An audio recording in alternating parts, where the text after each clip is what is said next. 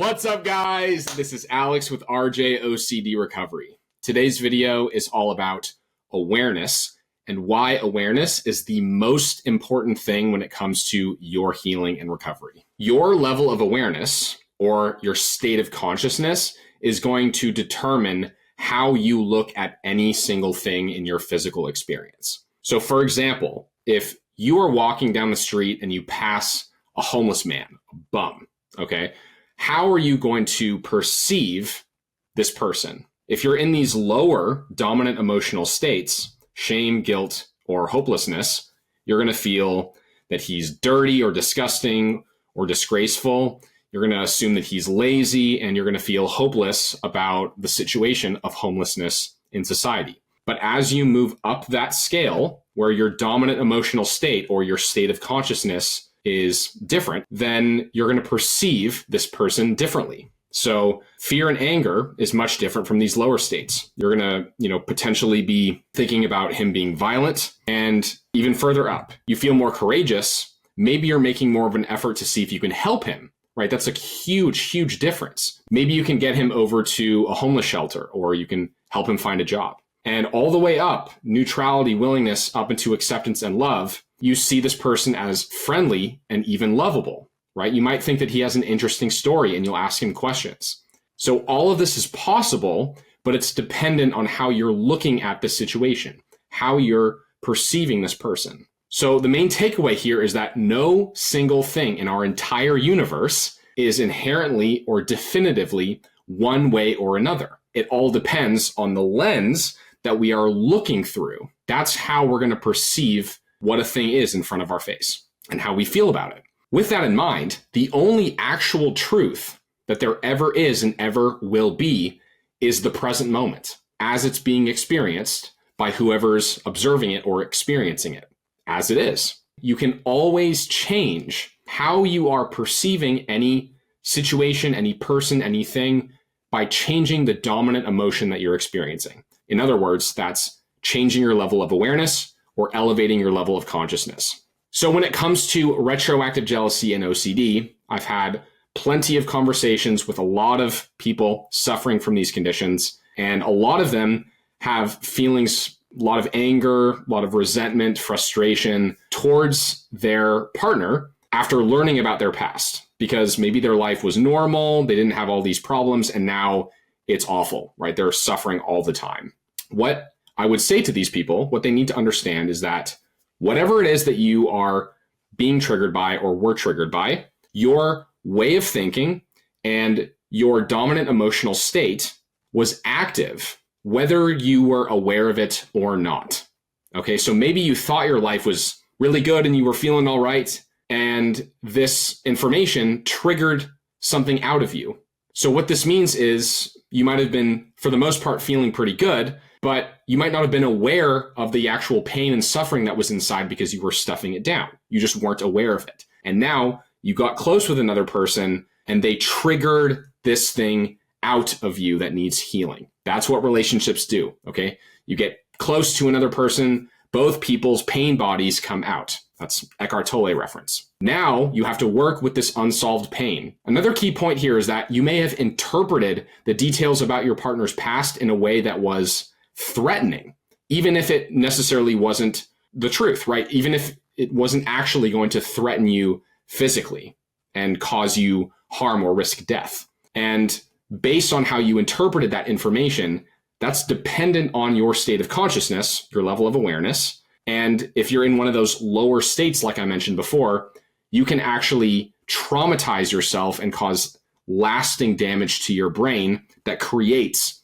this loop, this OCD cycle. That's how you get stuck with obsessing over this stuff, because you actually damage your brain. Regardless, there are things we can do to heal that. But I just want you to know that there's good reason why you got to this point, and it's based on your past experiences and how you were seeing the world, what your lens was. So let's talk more about jealousy. Jealousy is a very tricky emotion, and that's because it pops out over the top and like sort of masquerading as fear, resentment, anger, right? Other unresolved emotions. It's actually a symptom of a deeper root cause, unresolved emotions inside of you. So the jealousy comes out to protect you.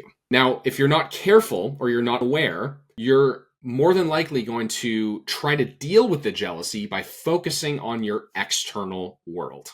This never works. It never works. Jealousy is always an internal game. If it wasn't, then everyone would be jealous about everything. But it's not. Why? Because we all have different experiences. We all have different traumas. We all have different self-images and different levels of self-esteem. And we all have different emotions that we need to release and let go of and process. So any unsolved emotion that you have, disgust, judgment, fear, anger, all of these emotions are a facade. It's all just your ego trying to deflect your pain elsewhere to protect you. And it manifests as jealousy. All judgment that you experience, all judgment that you feel, especially or including your partner's past or your partner, it comes back down to self-judgment because you're trying to maintain a vision of yourself, a self-image, right? A egoic perspective that's being threatened by this information that you've learned. And it's triggering out these unsolved emotions that you have inside. You have to go back to some experience or some unresolved emotion and you resolve it, right? There's no basis for the jealousy anymore. So let's say as a younger person, you experience a trauma, you have a traumatic experience, and the feelings associated with that experience are far too intense for you to fully process with the amount of energy that you have available to you, physical energy, or the amount of consciousness that you have. Now, if that's the case, your mind is going to stuff down those emotions deep into your psyche, out of your awareness, okay? So you're deliberately lowering your level of awareness of what you're experiencing inside to protect you because you can't process what happened to you inside. But remember, like I said before, just because you're not aware of these emotions that you have inside does not mean that they're still active inside of you. And those unresolved emotions have the power to turn into jealousy if you don't deal with them correctly. So here's an example of how you wouldn't want to do it. Let's say you're full of a bunch of anger and shame from something in your own past, and you don't bring it into your conscious awareness. Instead, you stuff it way down. When you do that, it's like stuffing something that's inflating inside of a pot with a lid on top, right? You twist the lid on or you hold it down, it's going to keep inflating and it's going to cause all this damage inside of you, right? It's going to turn into dis-ease, physical, mental, or emotional dis-ease. And it's either going to create so much disease inside of you or it's going to spill outwards into your conscious awareness where you have to deal with it. And that's what RJ and OCD can be for a lot of people. So that's why awareness is totally necessary for you to overcome this. It's a 100% necessary step because you can't skip that step where you are just over it from not being aware of it. Okay, it's at least 50% of the battle. You becoming aware of something is going to allow you to be free from it in the end, and it's going to allow you to elevate your level of consciousness. That'll change the way you perceive things. So did you know that it is possible to measure the balance of a person's mineral system and total body chemistry, which tells us how well a person's nervous system is functioning, and therefore to a degree we can measure a person's total level of awareness. And we accomplish this by using a hair tissue mineral analysis, or HTMA. The most important ratio on a hair tissue mineral analysis is the ratio of sodium to potassium, or Na/K. And the ideal ratio between these two elements is around a 2.5 to 1 or 2.50. And why this ratio is so important is because it's determining the electrical potential of every single one of your cells. And that equates to how much available energy that you have, whether things are getting in and out of your cells, right? We have this sodium to potassium pump, and the sodium and the potassium have a equal charge on either side of the cell membrane here. It is an essential part of your chemistry, of your physiology, and of you living a healthy life. It also gives us an idea of adrenal strength. It's been called the life or death ratio. and it's critical for your ability to respond to stress and life's challenges. Like in the example that I used earlier, when you don't have enough energy available to process a trauma or an emotion, you're going to have to stuff that energy, those emotions down deeper, right? So you can consider energy and level of awareness to basically be the same thing. If you don't have a lot of energy, you cannot have elevated awareness, right? They're reliant on each other, or they're basically the same thing. So getting this ratio as close to ideal as possible is essential for improving symptoms that you might be experiencing. Here we have an example of a sodium to potassium ratio on a hair test. It's about a 3.1, which is in a pretty good range. It's a little on the high side, but I wouldn't be complaining about this if I saw this on a person's test. Now, what about having a very low sodium to potassium ratio? Symptoms of this pattern would be severe burnout, having chronic stress, and unresolved trauma and emotions. So having these things in your life where you get super stressed out or you're burnt out, you have toxins in your body, or you have a history of traumas, that's going to warp that ratio super low, like it is on this test here. Because when you have those things happen to you, it demands a lot of energy from your adrenal glands. So your adrenals get super out of balance. The chemistry in your body from the adrenals gets super out of balance, and it's reflected on the hair test because you're not responding to that stress.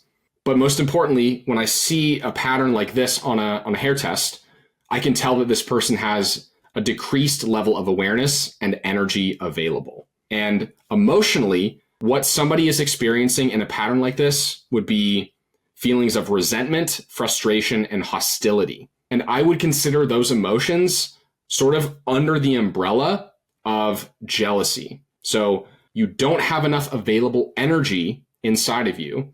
And so you need to protect yourself emotionally. You're defending yourself emotionally.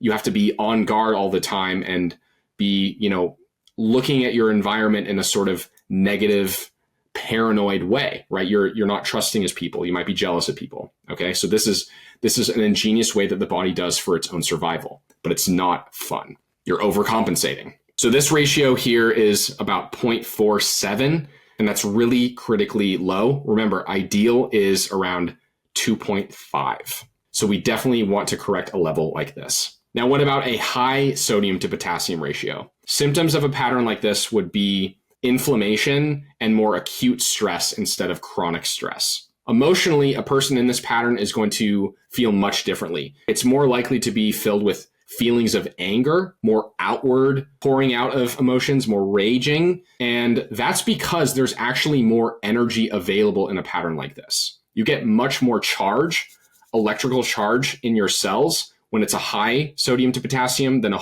low sodium to potassium ratio. Somebody is usually more irritable, aggressive, and reactive, but it's actually a good thing most of the time because that extra energy is being used to process those old emotions that might have been trapped in the person's body. So that's great. That's a huge win. You definitely celebrate forward flipping a chronically low sodium to potassium ratio into the high range. So this ratio is definitely on the higher side, not in the most ideal range. It's at 12.5, but if it's been chronically low for a long time and it flips, definitely a good sign.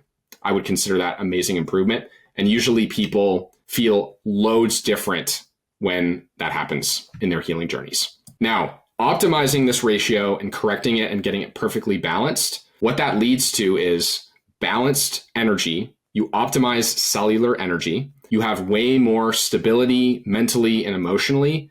You feel more physically relaxed, right? Because your adrenals are not all over the place pumping out cortisol or aldosterone or adrenaline. You have the ability to respond to something stressful if necessary. So you're like ready to go. You have all this available energy. But most importantly, you have a higher level of awareness. When this ratio is optimized, you have more energy and therefore you have more awareness. So getting to this point over time is going to require you to heal and retrace the old traumas and emotions that you have that are warping this ratio out of balance. You have to heal your brain and nervous system and your adrenal glands so that they can work optimally. And also dumping and detoxing all of the toxic heavy metals and other toxins that are in your brain and in your body that are causing this dysfunction in your total body chemistry. And we achieve this through a personally tailored mineral balancing program using a hair tissue mineral analysis that optimizes cellular energy, balances the mineral levels and ratios, and nourishes and heals the body on a very deep level. And the end result of that is increased level of awareness and confidence, elevated consciousness, better self-esteem, feeling more safe and grounded, feeling happier, and living more authentically. And when you can live more authentically, you have an easier time creating amazing relationships. All right, and that is it for this video. I hope you enjoyed it and got some value from it. If you're interested in getting more help with retroactive jealousy and OCD, maybe you want to get a hair test, go on a mineral balancing program, and you want to get over this thing once and for all, you can send me an email. You can sign up for a free consult. Link is in the description below. You can follow me on Instagram as well and DM me there. And that's it. Leave a like, comment, share, subscribe, and I will see you guys in the next one. Take care.